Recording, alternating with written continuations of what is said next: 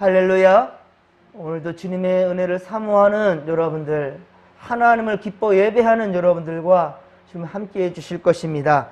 요 며칠 무척 그 더운 날들에 참 어떻게 비가 반가웠는데, 하지만 양이 많으니까 또 이곳저곳에서 침수 피해와 또 인명 피해도 지금 잇따르고 있는 것 같습니다. 어젯밤에 비가 억수같이 쏟아지면서 예배 때만큼은 비가 좀 더 멈춰졌으면 좋겠고, 그리고 비 피해가 좀 없었으면 좋겠다 싶었는데 지금 잠깐 소강 상태인 것 같습니다. 특히 수도권 지역은 80년 만에 최고치의 폭우가 지금 쏟아져서 대혼란이라고 합니다. 과유불급이라는 말이 딱 맞는 것 같습니다. 적절하게 적절한 때에 비가 와주면 참 감사한데 그 이상의 비가 오면서 대혼란이 일어난 것 같습니다. 조속히 해결되기를 바랍니다. 그리고 오늘은 선선한 좀 바람도 불고 비도 좀 적당히 내려줬으면 좋겠습니다. 자, 우리 지난 시간에는 요한복음 2장 1에서 12절에 예수님의 공생의 기간에 첫 번째 기적이었던 이 가나 혼인잔치에 물로 포도주를 만드는 그 사건, 그 기적을 우리가 함께 보았습니다. 이 기적을 일으킬 수 있었던 것은 모친 마리아의 믿음과 모친 마리아가 아들과 어머니의 관계를 초월한, 바로 그가 성령으로 잉태된 그 순간부터의 그것을 이 마리아는 잊지 않았던 거죠. 그래서 마리아의 예수를 향한 믿음과, 그리고 혼인집의 그 종들의 순종, 물을 떠 연회장에 갖다 주라고 했을 때 그것을 순종했던 그것, 자, 이것 때문에 이 기적은 일어날 수 있었지요. 자, 그렇습니다. 사랑하는 성도 여러분, 하나님의 역사를 일으키는 것은 믿음과 그에 따른 순종이라는 것을 명심하시기 바랍니다. 오늘 본문은 요한복음 2장 13에서 25절로, 자, 예수님께서 예루살렘에 올라가셔서 성전이 부패된 것, 이것을 보시고, 자, 그것을 깨끗해 하셨으며 성전을 더럽히는 자들을 책망하는 사건을 기록하고 있습니다. 자, 마태복음 21장 12에서 13절에 보면 예수님은 세상에서의 생애 마지막 즈음에 또 이 비슷한 일들을 했었던 것을, 성전을 정화시켰던 그것을 기록된 것을 봅니다. 예수님은 갈릴리 가나에서 처음 이제 기적을, 물로 포도주 만드는 가나 혼인잔치집에서 일으키신 이 기적, 이것을 행하신 후에 요한복음 2장 12절, 앞서 요한복음 2장 12절에 보면 모친 마리아와 형제들과 그리고 제자들과 함께 가버나움으로 그렇게 옮겨가셨습니다. 지리적으로 가나는 산지에 있는 마을이었어요. 이 가나는 좀 산진 지역에 산지에 있는 마을인 반면 가버나움은 갈릴리 바닷가에 있는, 해변가에 있는 그런 마을이었습니다. 마태복음 13장 55절과 그리고 마가복음 6장 3절에 보면 예수님에게는 형제들이 있었습니다. 야고보, 요셉, 시몬, 유다 등의 이 남동생들이 있었고요. 그리고 이 누이들도, 그 자매들도 있었습니다. 그때 유월절이 가까웠다고 하였는데, 이 유월절은 예수님의 공생의 공적인 이 전도 활동 기간 중에 첫 번째 유월절이었습니다. 바로 오늘 본문 13절입니다. 오늘 본문 13절에 등장하는 유월절. 자, 예수님의 공생의 기간 중에 첫 번째를 맞이하는 유월절입니다. 자, 요한복음에는요, 이 외에도 요한복음 6장 4절, 요한복음 6장 4절, 요한복음 11장 55절, 요한복음 11장 55절, 이렇게 세 번의 유월절이 등장합니다. 유월절은 1년에 한 번씩 돌아오기 때문에, 그래서 예수님의 공생애는 몇 년이다? 3년이다 라고 얘기하는 거예요. 예수님의 공적인 인생이 바로 3년으로 계산되는 이유는 이 요한복음을 기준으로 해서 바로 유월절이 세 번이 등장되기 때문이다라는 것을 아시면 되겠습니다. 자, 유월절에 예루살렘에 올라가신 예수님은 성전 안에서 장사하는 모습을 보았습니다. 그래서 심히 노하였습니다. 여러분 여기서 착각을 하면 안 돼요. 가끔 교회에서도 바자회를 하거나 자 이거 여신도에서 뭐 이렇게 판매 사업을 할 수 있잖아요. 그 수익금은 100% 선교 사역을 위해서 쓰여져야만 됩니다. 인간의 유익을 위해서 장사하는 게 아니란 말이에요. 자, 여러분 이거 착각하면 안 돼요. 교회에서 이루어지는 모든 활동은 선교에 포커스를 맞춰야 되는 거예요.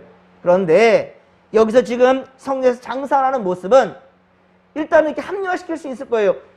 아니 시골부터 왔는데 먼 길에서 왔는데 어떻게 양소를 끌고 올 수 있겠는가? 자 그래서 돈을 갖고 와가지고 그 재물로 바꾸는 그런 행위라고 합리화시킬 수도 있겠지만은 그러나 이것을 주관하는 대제사장들과 그리고 사고 파는 모든 사람들 이것은 그에 대한 인간들의 이속이 있다라는 거예요. 이 이익을 위하여서 유익한 것 자신들의 유익을 위해서 이 일을 했던 것이에요. 그것이 문제였던 것이지요. 함께 15절로 16절 15, 16절을 다시 한번 읽겠습니다. 노끈으로 채찍을 만드사 양이나 소를 다 성전에서 내쫓으시고 돈 바꾸는 사람들의 돈을 쏟으시며 상을 뒤엎으시고 비둘기 파는 사람들에게 이르시되 이것을 여기서 가져가라. 내 아버지의 집으로 장사하는 집을 만들지 말라 하시니 아멘. 그렇습니다. 성전은 하나님의 집이에요. 하나님의 집입니다. 마태복음 21장 13절 마태복음 21장 13절에 보면 내 집은 기도하는 집이라 일컬음을 받으리라 하였거늘 너희는 강도의 소근을 만드는도다 라는 말씀이 있습니다. 그렇습니다. 사랑하는 성도 여러분, 교회는 하나님을 섬기는 예배의 초소가 되어야 된다라는 것입니다. 하나님께 예배드리고 찬송하며 기도하고 하나님의 말씀을 강론하며 주의를 의논하고 또 교제하는 사랑의 교제가 이루어지는 그런 것, 그리고 전도를 목적으로 아까도 말씀드렸죠. 선교, 전도, 하나님의 일을 위한 그런 목적으로는 가능하나 그 외에 성전에서 세상적인 일들을 도모해서는 안 된다라는 거예요. 17절의 말씀을 또 우리 같이 한번 읽겠습니다. 17절입니다. 제자들이 성경 말씀에 주의 전을 사모하는 열심히 나를 삼키리라 한 것을 기억하더라. 아멘. 성전을 정결케 한 예수님의 행동을 본 제자들은 시편 69편 9절 시편 69편 9절의 말씀을 기억해낸 거예요. 거기에 보면 주의 집을 위한 열성이 나를 삼킨다. 주의 집을 위하는 열성이 나를 삼킨다라고 하였는데, 즉 하나님께 받은 사명, 하나님께 받은 사명이 우리 삶의 전체를 주장하게 된다라는 거예요. 이 무슨 말이냐면 우리가 하는 모든 삶이 포커스가 어디로 맞춘다? 하나님의 영광을 포커스를 맞춘다는 거예요. 그러니까 내가 존경을 받거나 내가 무슨 일로 하여금 그 결과로 남에게 인정을 받는 그 순간에도 우리의 포커스는 어떻다? 하나님의 영광이 된다는 거예요. 아닙니다. 이것은 하나님께서 나를 도우셨기 때문에, 은혜 베풀어 주셨기 때문에, 복 주셨기 때문에 가능합니다. 라는 말로 우리가 하나님을 먼저 찾을 수 있는 자, 그게 바로, 그런 자가 바로 진정한 그리스도인이라 할 수 있겠지요. 그렇습니다. 그러니 우리에게 주어진 모든 바로 사명은 하나님의 영광을 위해서 주어진 것. 그래서 장로요, 집사요, 권사요, 이 직분을 받은 것은 그저 감투가 아니라는 말이에요. 교회 일을 열심히 감당하라고 준 사명입니다. 하나님의 일을 맡겨주시기 위하여서 우리에게 청지기의 사명을 주신 거예요. 그런데 어떤 이들은 그러한 직분을 헐시짝 내버리듯이 버리고 취하기도 하고 버리기도 하고 다 자신의 권리인 양 생각하는 교만한 자들이 있습니다. 귀한 직분을 받았는데 자기 멋대로 생각하면서 교회를 떠나가는 사람들도 있어요. 그런 것은 참으로 어리석은 것이고 하나님의 진노가 있다는 사실을 알아야 되고 회개해야 됩니다. 그러니 여러분들은 그런 자들과 가까이 하지 마십시오. 그들은 분명 사명자가 무엇인지를 알아요. 말씀도 알아요. 그리고 이것이 얼마나 중요한지에 대한 것도 인간적으로 아는데, 그런데 중요한 것은 자기 삶에 적용이 안 됩니다. 그러니까 감정대로 행하고 교회를 떠나버리거나 그 직분도 쉽게 생각하는 자들이 있어요. 여러분 가까이 하지 않기를 바랍니다. 직분을 가볍게 여기는 그들의 교만이 마침내 여러분들도 병들게 만들 거예요. 차라리 불신자들을 가까이 하십시오. 예, 시험 들었대요. 하나님은 시험 주지도 않아요. 그런 사람들. 하나님은 시험 주지 않습니다. 시험 줄 하나님이 어디 있습니까? 하나님은요, 믿음의 성장을 위해서 테스트를 하는 것이죠. 절대로 유혹하거나 넘어뜨리게 하는 하나님 아닙니다. 그럼 왜 시험 받습니까? 자신이 그 죄 가운데 무너진 거예요. 악한 영의 유혹에 넘어진 겁니다. 그렇다면 철저히 회개해야 되겠죠. 자신의 연약함을 위해서. 그러니 여러분들 차라리 불신자들을 가까이 하십시오. 그래서 그들을 전도하는 것, 이것이 하나님의 원하시는 바고요. 기쁨인 줄 압니다. 예, 여러분들에게도 그것이 바로 유익이 되는 거예요. 성도는 인간적인 정과 친교에 머물러 있어서는 그러니까 안 된다는 겁니다. 오직 성도는 교회의 거룩함과 그리고 진리를 지키기 위한 열심을 품어야 하며 그러한 자들과 합력해서 선을 이루는 것입니다. 그런 자들과. 그래서 교회에 열심을 다하는 그런 성도들을 눈여겨보시고 그들과 함께 합력해서 선을 이루어가는 것. 그것이 바로 하나님이 기뻐하시는 주일이라는 사실을 명심하시기 바랍니다. 18절에 보면 유대인들은 예수님의 행위에 대한 권위와 근거를 질문합니다. 이에 대한 예수님의 대답이 바로 19절이에요. 19절 보면 너희가 이 성전을 헐라 내가 사흘 동안에 일으키리라. 네가 이 성전을, 너희들이 이 성전을 허물면 내가 사흘 만에 일으키겠다고 말씀하십니다. 유대인들은 깜짝 황당해합니다. 아니 46년 동안이나 이 지어진 성전을 헐면 어떻게 3일 만에 지을 수 있겠는가? 예, 이 말이 안 된다 라는 것에 그들은 황당해합니다. 하지만 여러분, 이 성전은 곧 예수님의 육신을 의미한 것이었어요. 예, 예수님 자신의 몸의 죽음과 부활에 대한 말씀이었던 것이지요. 자신들마저도, 제자들마저도 22절에 보면, 제자들마저도 사실 22절에 보면 예수님의 부활 사건을 경험한 후에야, 자, 예수님께서 돌아가셨다가 다시 부활하신 것 3일 만에, 사흘 만에 바로 부활하신 그것을 경험한 이후에야 비로소 이것이 무슨 뜻인지를 알게 되었고 믿게 되었다는 거예요. 에베소서 1장 23절, 에베소서 1장 23절에 보면 교회는 그의 몸이다. 교회는 예수님의 몸이다 라고 말하고 있어요. 성전에 그래서 정화는 신자 개인의 성화뿐만 아니라 신자들의 모임으로서의 교회의 거룩함을 지키는 것을 의미하는 거예요. 왜?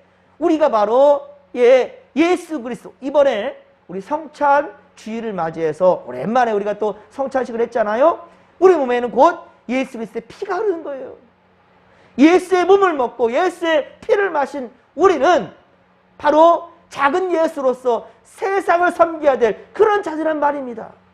그래서 고린도전서 3장 16절, 고린도전서 3장 16절에 보면 너희 몸이 뭐라고 그랬습니까?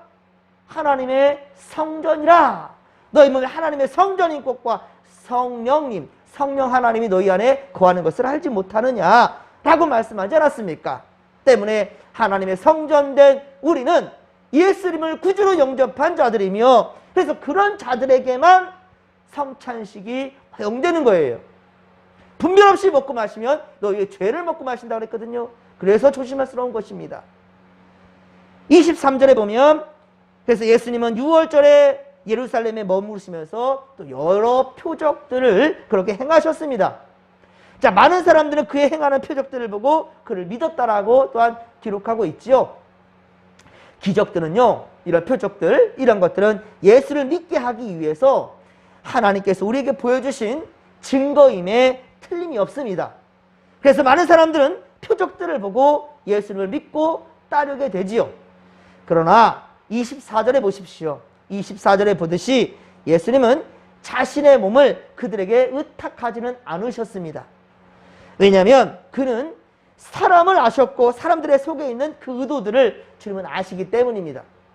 사랑하는 성도 여러분, 하나님의 일을 위하는 일꾼. 자, 일꾼이 필요합니다. 모세에게 있어 아론과 훌처럼 바울에게 실라와 또 디모데가 있었던 것처럼 신실한 동역자는 필요합니다. 그러나 여러분, 그렇다고 해서 지나치게 사람을 의지해서는 안 됩니다. 그러니까 여러분들이 우리 진목교회를 위해서 일할 때, 그리고 기쁨으로 뭘 간다 하고 싶어요. 그런데 때로 나 혼자 하기가 너무 힘들 때가 있어요. 그래서 다른 돕는 동역자들이 필요하면 더 많을수록 좋습니다. 자, 하지만 어떻습니까? 사람을 의지하는 것, 이것이 도가 지나치면 어려워진다는 거예요. 왜 그러냐면 하나님보다 사람의 눈치를 보기 시작해요. 사람들이 필요해서 필요한 건 맞습니다. 동역하면 좋습니다. 그런데 이제 어때요? 내 뜻과 저 사람의 생각이 뜻을 맞을까? 이거부터 생각이 어려워요. 하나님이 원하시는 생각이 무엇이지? 라는 것을 묻기 전에 저 사람의 생각은 어떻지?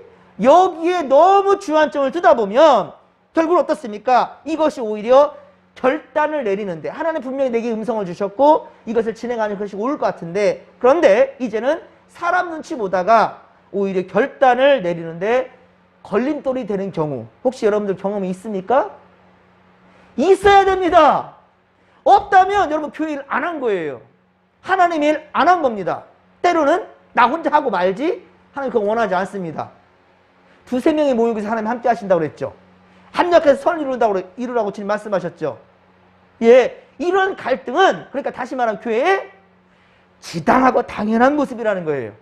갈등이 없는 곳은 교회가 아닙니다. 그러니 왜요? 어떻게 저 사람과 내 생각이 똑같을 수 있습니까? 달라야 되는 게 정상이에요. 그런데 이것을 어떻게 이겨낼 수 있습니까? 말씀과 기도로. 할렐루야. 말씀과 기도로 이것을 이겨낼 수 있는 거예요. 그러니까 당연히 교회는 갈등과 그러한 게 있을 수 있어요.